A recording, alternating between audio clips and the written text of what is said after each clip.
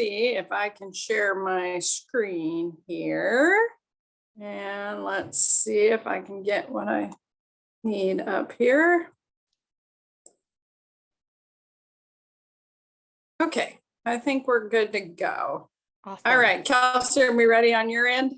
Yep, everything's good to go on this end. Okay, well, thank you all for joining us tonight. Like Kelsey said, my name is Teresa Dalfit. I'm a professor at K-State. I teach a lot of equine classes. I grew up in the 4-H horse project, participated as a youth, and then when I was in college, I was on a collegiate horse judging team, and I got my judge's card. And I judged a lot of 4-H horse shows. I've judged the state 4-H horse show in North Dakota, in Iowa, in Mississippi, in Missouri. So I've done everything, from local county fairs up to a variety of different states at the state level. And so largely what I'm going to speak about tonight is based on my own experiences in judging these horse shows. And now I also serve on the horse action team for the state of Kansas, and my son participates in the 4-H horse project as well. So the Danish ribbon system is not something new to anybody who's been in 4-H, whether you're doing photography or cooking or a bucket calf. When you show at the county fair, generally, when you participate, you're going to be awarded a ribbon based on this system. So in the Danish ribbon system, a purple is outstanding. A blue exceeds minimum standards, but there's room for a little bit of improvement. A red meets the minimum standards, and there's more room for improvement. There were probably some errors made. A white fails to meet minimum standards, and you don't see judges use a green very often. I can remember that more often when I was a kid than what I've seen, in the last several years of involvement in the 4-H program. But if it's used, it's generally a safety or welfare concern. Okay, so what does this mean related to a 4-H horse show? So I'm going to group the events based on some similar characteristics, and we're going to go through these groups of events. But I'm going to start with halter by itself. So in the halter class, we're judging the conformation of the horse. How is this horse put together? What's his neck look like? What's his shoulder look like? How about his back, his croup, his hip, his depth of heart? How straight are his legs? And these are things that as a 4-H'er, you don't have much control over. Your horse's neck is what it is. You can't change that. You can't change the length of his back. But as a 4-H'er, it's your job to prepare that horse as best you can to make him look as good as he can. So, clean him up, brush him, wash him, feed him so that he's in an appropriate body condition. You can do things like that, but you can't really change the conformation of the horse. If his legs are crooked, his legs are crooked. And that's what the judge is going to be evaluating him on. And so in halter, a horse that gets a purple he's really nice. In my book, he's got to be well balanced, which means all the pieces and all the parts fit together. He's going to have sufficient muscling quality. We can't have any major problems with his legs being, terribly crooked, and he's got to be in good body condition. If he's got all those things, he's a purple. A blue is a nice horse. For me, a blue still needs to have some balance. I'm going to look at his neck, his back, his depth of heart, all those things. And he's got to have some balance. He's got to be in good body condition. But, maybe I wish he had a little more muscling, or maybe I wish his head was a little prettier. So, maybe there's some areas of the horse I would like to change. But on the whole, I still think this is a pretty nice horse. If a horse is not well balanced, for me, that's often going to wind up in the red category. Maybe his neck is really long and his hip is really short. Maybe his neck ties really low into his chest. He may have some crooked legs. He may be pretty thin. But for me, the big difference between a blue and a red is balance. And, as a 4-H'er, I don't ever want a 4-H'er to take it personally if they get a red ribbon in halter, because, maybe he's short-hipped. He might still ride fabulous. He might still be the greatest horse in the world, but in a halter class, he doesn't meet the standards of what we're looking for. And that's okay. But, the judge is going to have sort of this perfect horse in mind. And maybe he just doesn't have that conformational standard. For me, a white, there's something pretty wrong. Maybe he's lame or really, really thin, or maybe he's out of control. So in halter, we're not judging the behavior of a horse. I don't really care about the behavior. I'm looking at his conformation. But that being said, I need to be able to get a good look at him. And if he's helicoptering around the 4-H'er and he won't ever stand still and he's running into other horses and I never get a good look at him, then, I can't evaluate his balance or anything else if he won't ever stand still. And so that could fall in the white category. And again, a green, very, very rare. This would be something pretty serious. The horse is non-weight bearing or emaciated. You can count every rib and vertebra in his body. Maybe he gets away from the handler. But again, you just don't see those very often. Okay, also our other sort of in-hand class would be showmanship. Here we're judging the exhibitor. Okay, so in halter, we were judging the conformation of the horse. In showmanship, we're looking at the exhibitor. And we're watching to see how good a job this exhibitor does with her pattern. We're going to put a pattern together, and we're going to want to see the transitions, from the walk to the trot, or maybe a trot to a stop. We're going to have cones, and we want these transitions to occur exactly at the cone. And when we ask that horse to do a 360-degree pivot, we're going to want to see it plant its inside hind foot. We're going to want to see those front feet cross over. We're going to want to see an exhibitor who understands the quarter system and uses it properly. So we're not judging the horse here, except the way the horse responds to the rider and the training of the horse reflects how much effort that person has put into it. And so here, the training of the horse becomes very important. And the horse needs to be responsive to that person. So here, I don't care if he's got a short hip. I don't care if his neck ties in low, but he needs to be well trained. He needs to respond to the exhibitor, and the exhibitor needs to be able to execute a nice pattern. So when we're doing our ribbons for showmanship, again, a purple's outstanding. Excellent pattern. Transitions were precise. If they're supposed to go straight, they went straight. Their turns were correct. Everything was fairly quick, and horse and rider turned out well. That doesn't mean they need a fancy silver halter or a really sparkly $2,500 showmanship jacket, but it does mean that the clothes and the tack need to fit and they need to be clean. That sends a signal to me that you care about this and you've put some effort into it.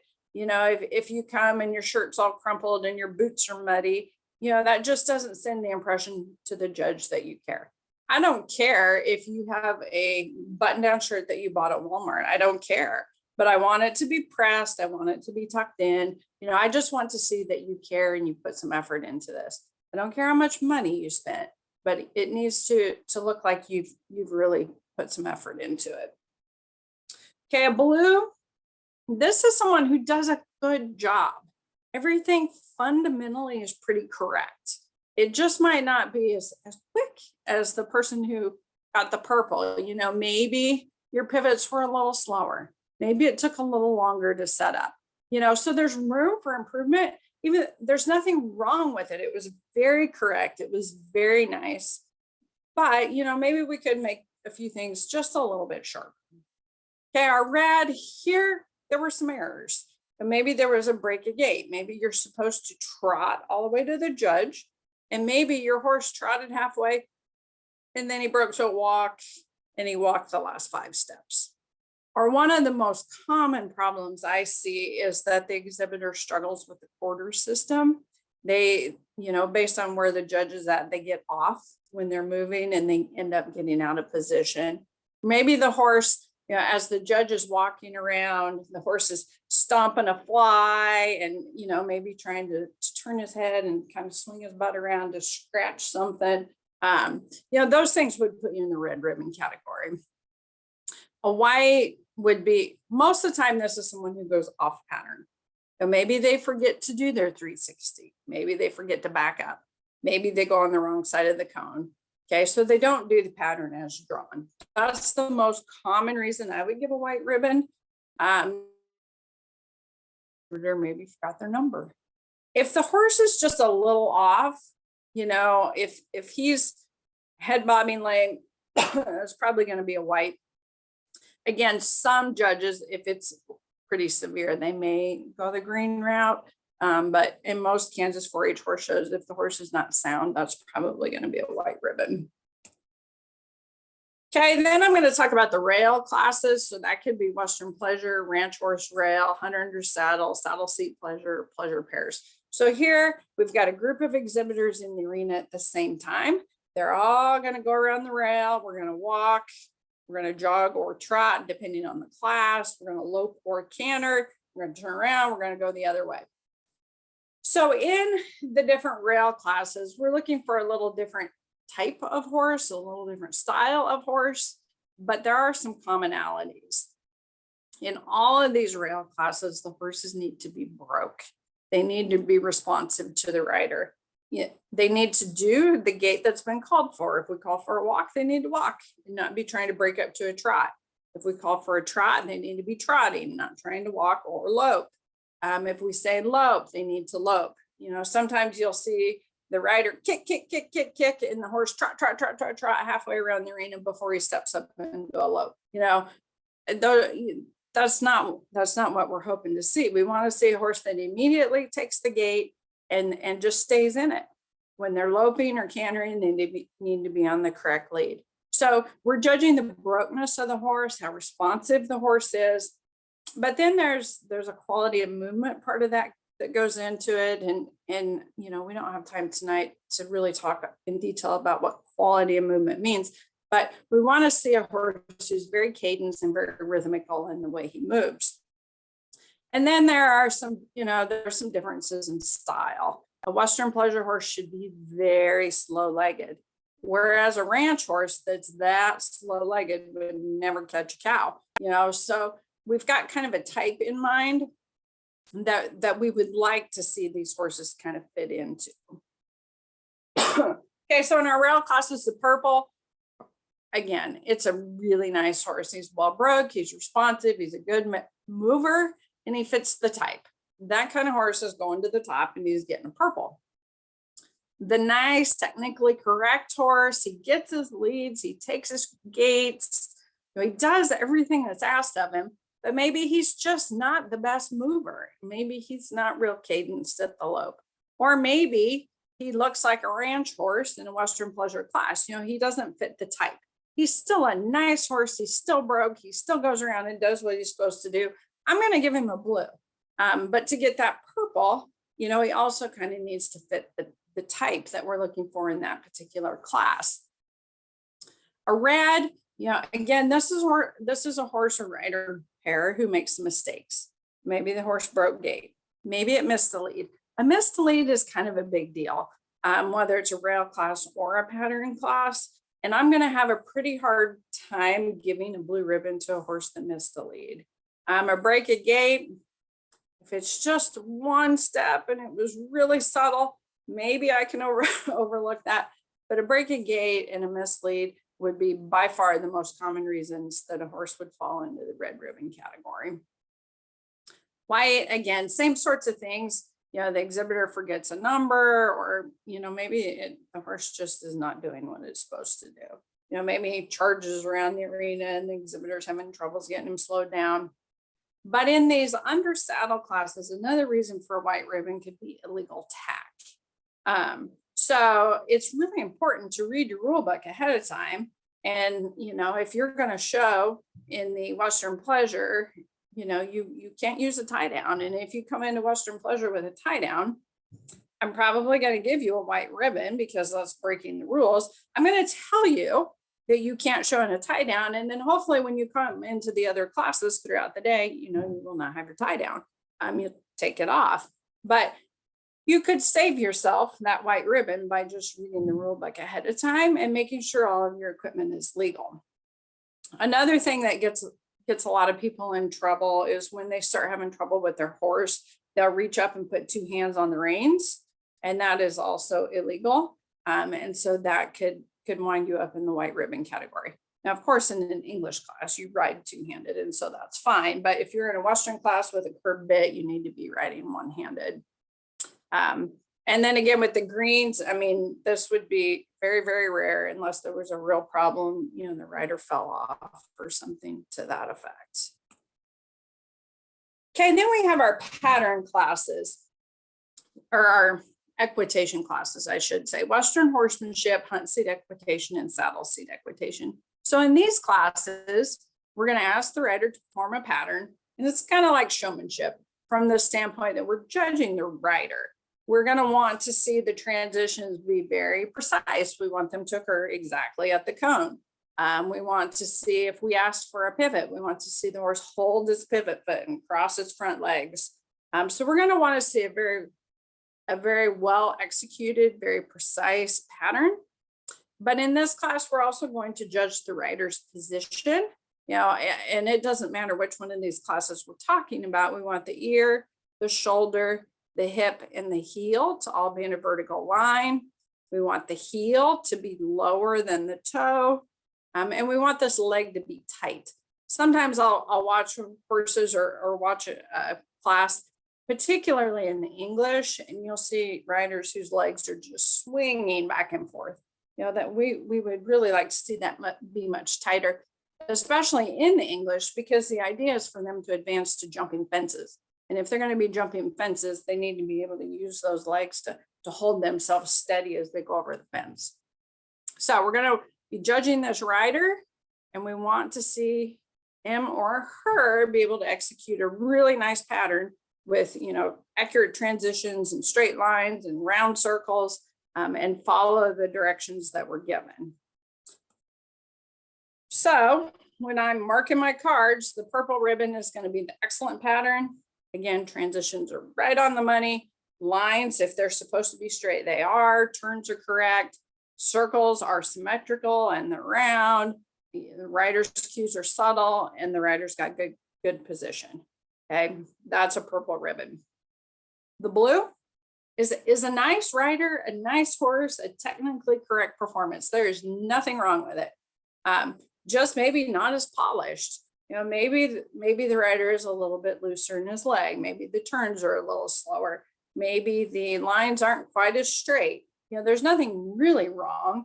But if you want to kind of start picking it apart, there's some places where maybe we can improve a little bit. With the red, again, we've got some mistakes.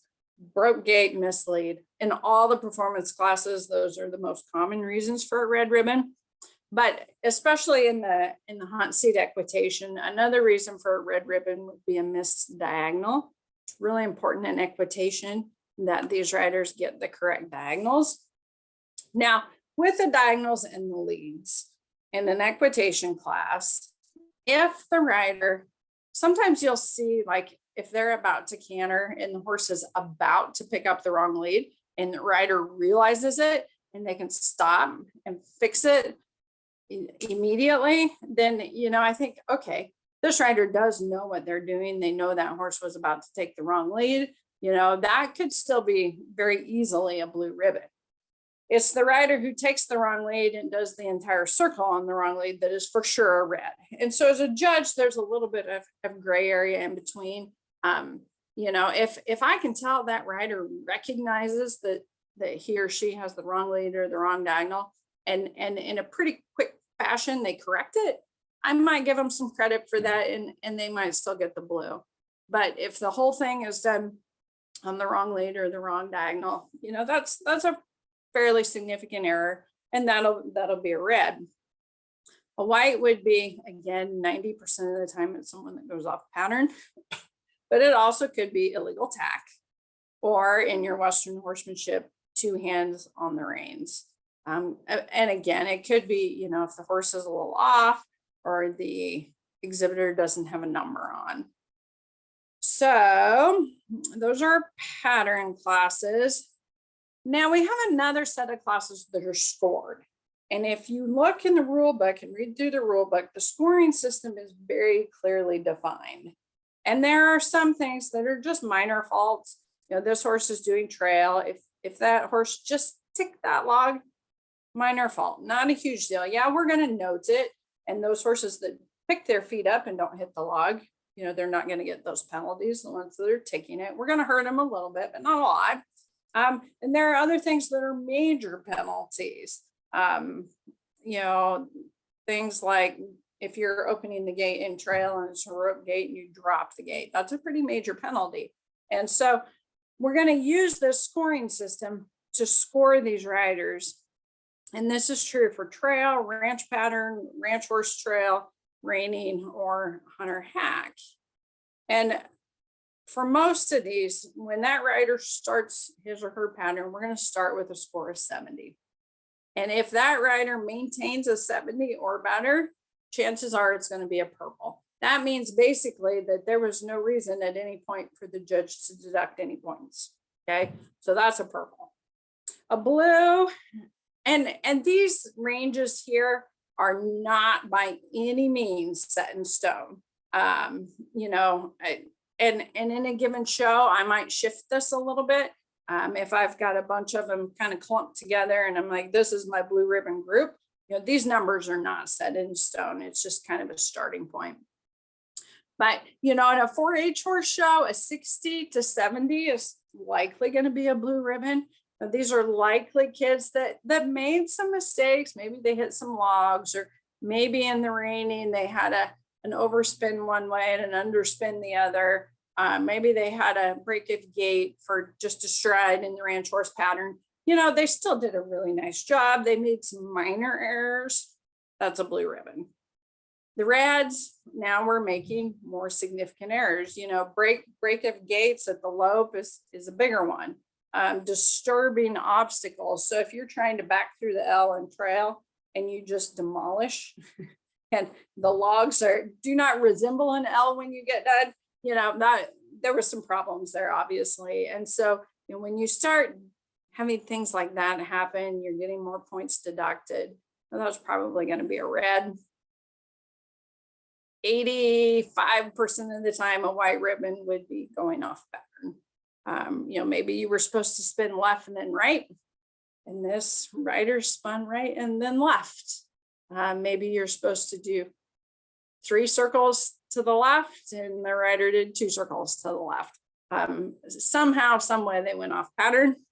But there are a fair number of times that illegal tack or 2 hands on the reins will also result in a white ribbon in the pattern classes. And you really see it in trail when a rider gets frustrated. They want to reach up with the second hand and jerk on the reins. So that gets them a white ribbon. Okay, so in summary, a purple, that's outstanding, fabulous, does a great job, has style, quality, all those awesome things. A blue ribbon, this is someone who did a good job. Functionally, everything was good. Maybe it doesn't fit the style. Maybe it's a ranch horse in the Western Pleasure class and the style is not really aligning with what we're looking for in Western Pleasure, but it's a nice horse and he does a good job. That's a blue. And that's true for all the classes. Maybe he or she could make some things a little quicker, make them a little fancier, but functionally very correct. Got all the leads, got the gates, did the right patterns. On my card, that's a blue ribbon. Red, we've got some mistakes. Most common, no doubt about it, in all the performance classes would be a wrong lead or a wrong diagonal in an English class or a break a gate. The white, we've got major problems. Most common, illegal equipment, 2-handing or going off pattern. And then again, the green, very rare, but this would be a situation where there's some welfare concerns, where the horse is severely lame or severely emaciated, or maybe some safety concerns, to the point where the rider has fallen off. And I think it's important to keep in mind that, you know, as the judge, when we're using the Danish ribbon system, they don't, you know, they can give as many of each color as they want. They don't have to give a purple ribbon.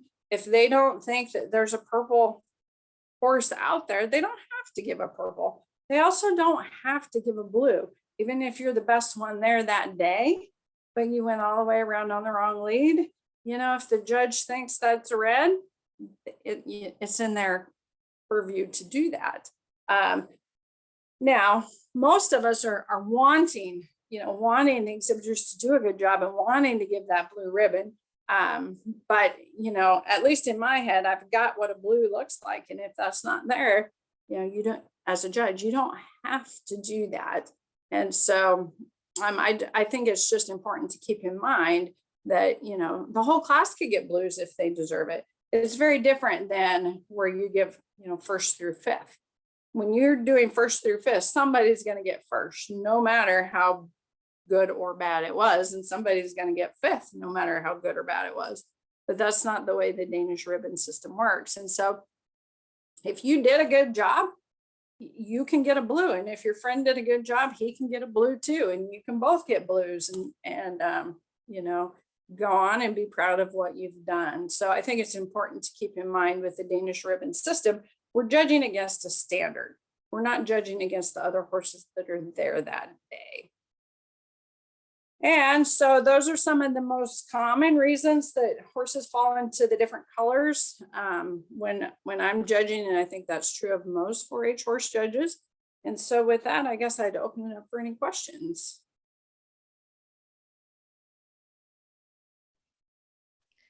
You are welcome to enter your questions in the chat or go ahead and unmute to ask your questions.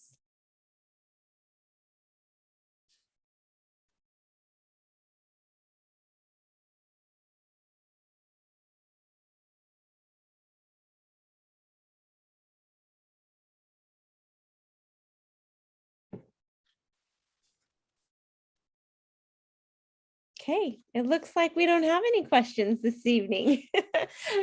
Thank you, Dr. Douthit, for sharing your time and your expertise this evening. We appreciate it. I would like to remind those of you who are participating tonight that if you'll go back to the website where you found the link to register for tonight, we do have a survey. We'd appreciate your feedback on that survey.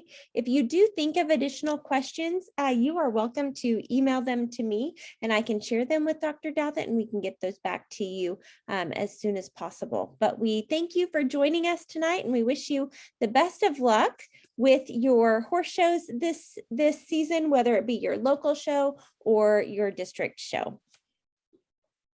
Thank you for having me and good luck to everyone this summer. Yes, thanks for joining us.